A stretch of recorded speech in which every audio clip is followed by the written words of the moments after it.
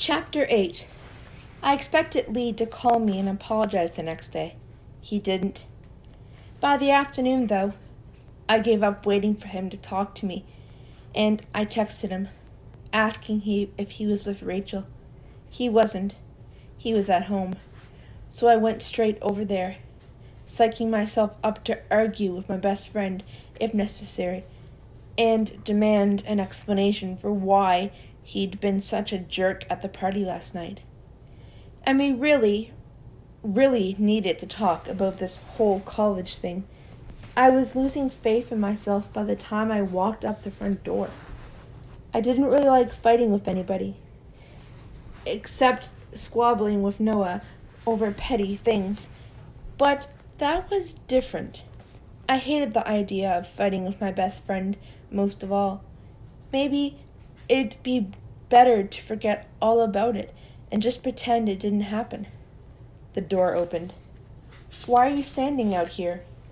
I looked up, and Lee was smiling at me, but looking confused because I stood about a yard away from the door, hands clenched and fists down by my sides, and I guess I must have been standing there for a few minutes if he'd noticed.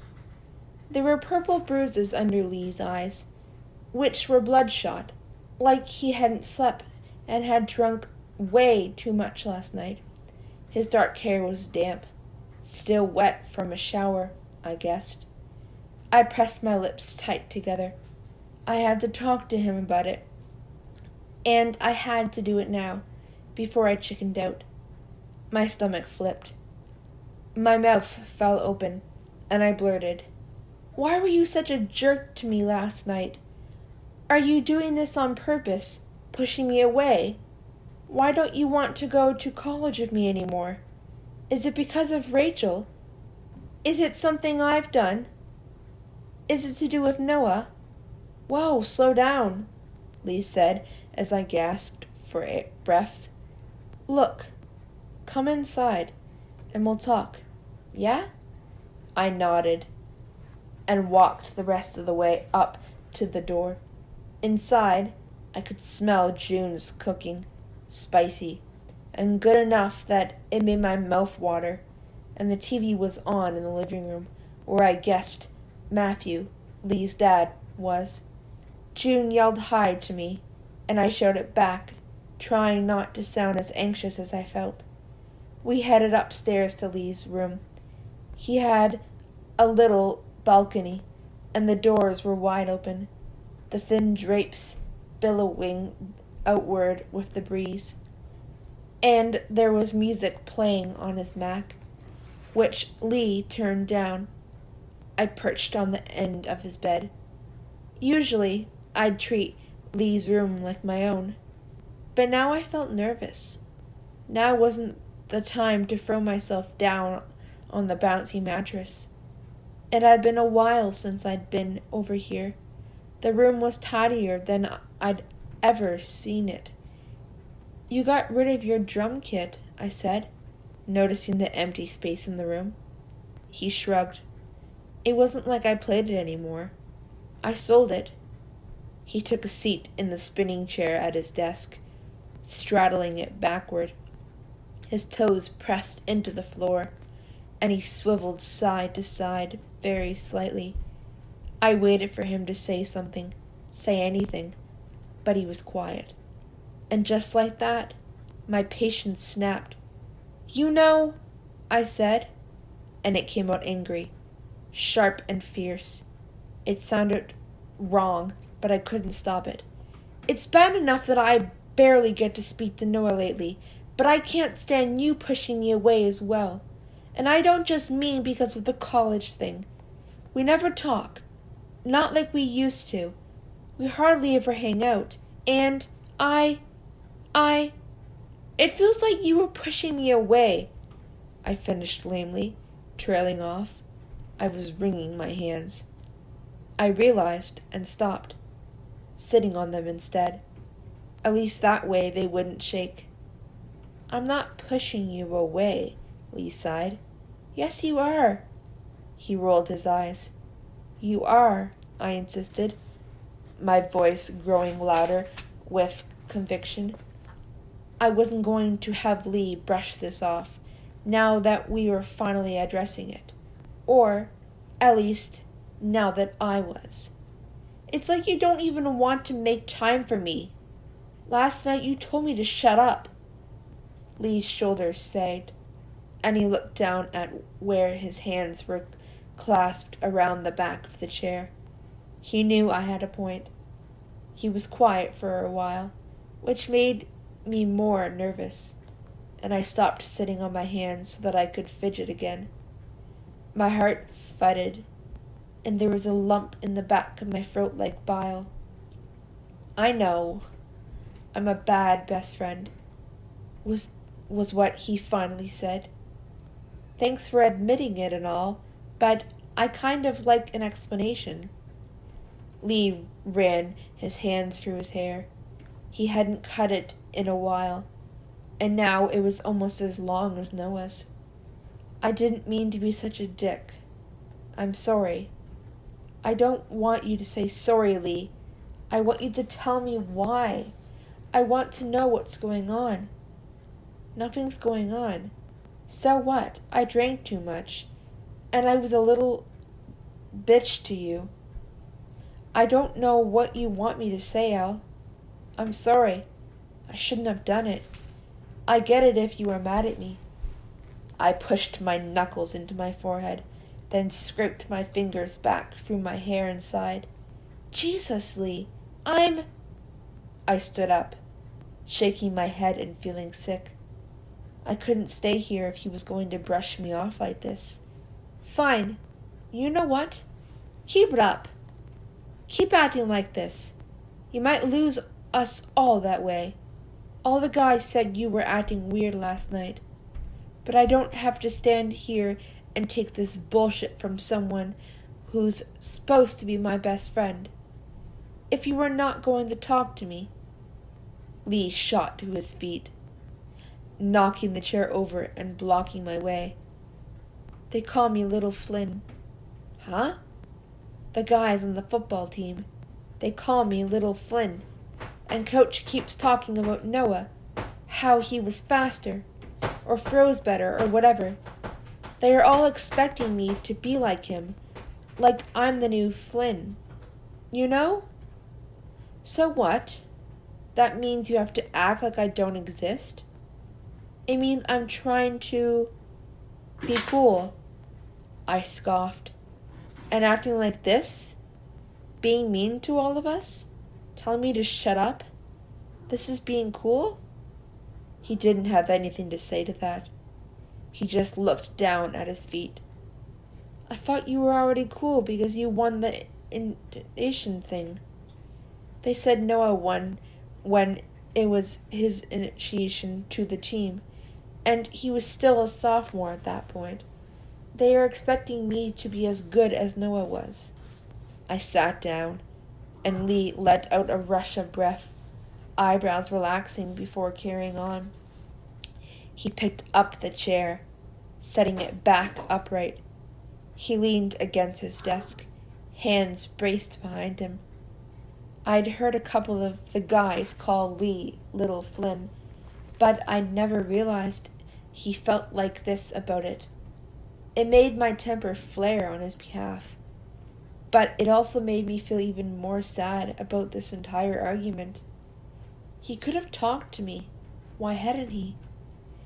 It just really gets to me, you know? The way they treat me. Like, even though I've impressed them, and I'm part of the team, I'm still not good enough. I like being part of the team, Al, and Noah never told me to shut up at a party. See? He's literally better than me at everything. No, Lee, I'm not. You are... What the hell did I say to that? I get how stupid it sounds, he told me, eyes wide and wet. I get how pathetic and whiny I sound, okay? I know. If it helps, I haven't even told Rachel about this. I wanted to handle it myself, you know? Just figure it out. You don't need to be Noah, Lee. And it's not pathetic. You are amazing, just like you are. Besides, you are not even the same position as him on the field. Pitch? It's a field, right? He smiled, meeting my eyes again. Field. Right, that. They can't even compare you guys if you are not playing the same position. Yeah, I guess. Plus, you are not even that little. There are smaller guys than you on the team. Yeah. And I will 100% quit defending you and giving you an ego boost if you tell me to shut up like that ever again. If I ever do that to you again, feel free to throw a whole keg of beer over me. Can I get that in writing? Lee laughed and moved across the room, stopping in front of me. Are we good? Am I allowed to hug you now? I feel like things aren't good until we hug it out. I raised a finger at him. Swear to God, Lee, this never happens again. You can talk to me about any of this. You know that. But don't be like you were last night. Cross my heart. I stood up, and Lee was hugging me tight, practically tackling me, before I was even standing straight. All the weeks of not really seeing him and all the tension that had built up between us evaporated, and he clung to me just as tightly as I clung to him. He sniffed. Are you smelling my hair? No. I'm trying not to cry. I laughed, burying my head into his shoulder in return. I was still kind of mad, but at least he'd talked to me, and he was sorry. That counted for something.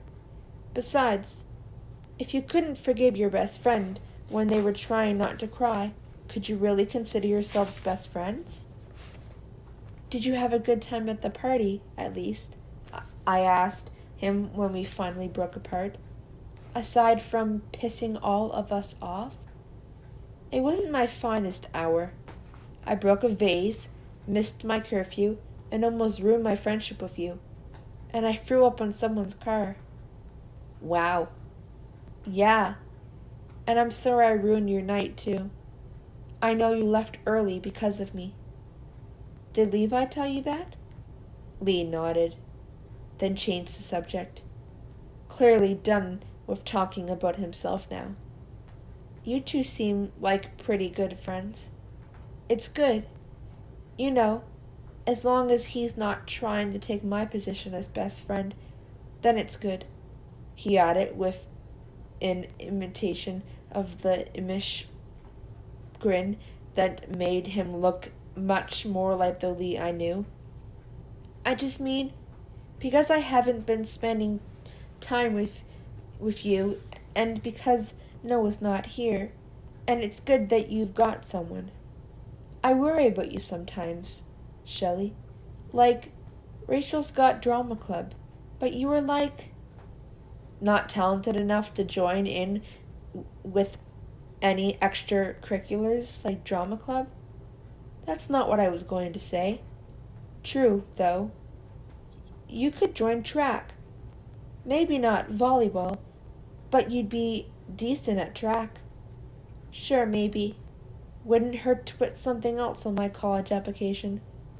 Lee rolled his eyes. You and those goddamn college applications.